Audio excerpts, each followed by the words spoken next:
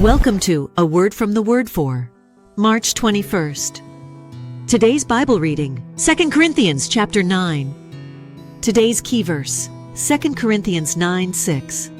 The point is this: whoever sows sparingly will also reap sparingly, and whoever sows bountifully will also reap bountifully. Today's word from the Word: open-handedness in a tight-fisted world. Because God Himself is the ultimate giver, the Bible repeatedly emphasizes the call for us to live generously. When we choose to give freely and joyfully, we not only tend to the needs of others, but also open ourselves up to experiencing God's unwavering provision and grace in our lives. In 2 Corinthians 9, Paul highlights the timeless principle of sowing and reaping, urging us to embrace generosity in our giving.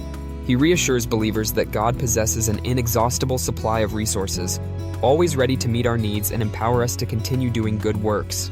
This underscores the profound truth that you can't outgive God. No matter how much we give, God's boundless resources and grace ensure we will never run out of what we need. However, our giving should never stem from reluctance or a sense of obligation. Instead, we should give with a cheerful heart. In Paul's era, giving was often viewed as a religious duty, sometimes carried out more from obligation than joy.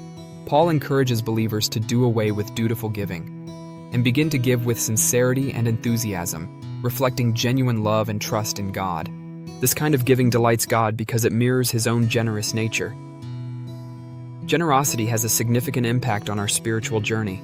In today's world, where materialism often takes center stage and being tight-fisted is the norm of society, practicing generosity can liberate us from the grip of greed and selfishness.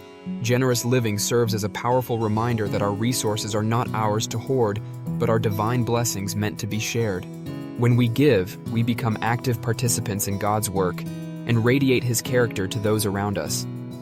Reflect on how you can infuse generosity into your daily life. Assess your finances, time, and talents. How can you plant these seeds into the lives of others? Start with small, consistent acts of giving and watch how God multiplies your efforts and blesses you abundantly. Even if your supply of seed seems meager, give cheerfully from what you have and witness how the Lord brings forth abundant blessings into your life.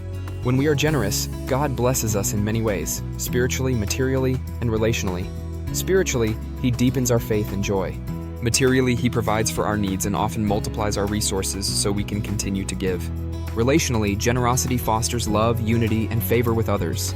And perhaps most importantly, being generous stores up eternal treasures in heaven. As Jesus taught us in Matthew 6, "Lay up for yourselves treasures in heaven, where neither moth nor rust destroys, and where thieves do not break in and steal.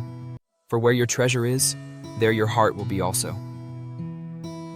May He who supplies seed to the sower and bread for food supply and multiply your seed for generous sowing and increase the harvest of your righteousness.